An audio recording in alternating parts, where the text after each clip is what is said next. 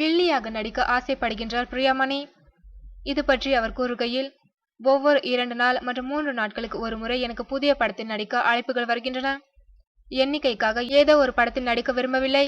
ஒரு கதையை ஒப்புக்கொண்டால் நாள் முடிவில் உருப்படியாக ஏதோ செய்தோம் என்ற உணர்வு வர வேண்டும்.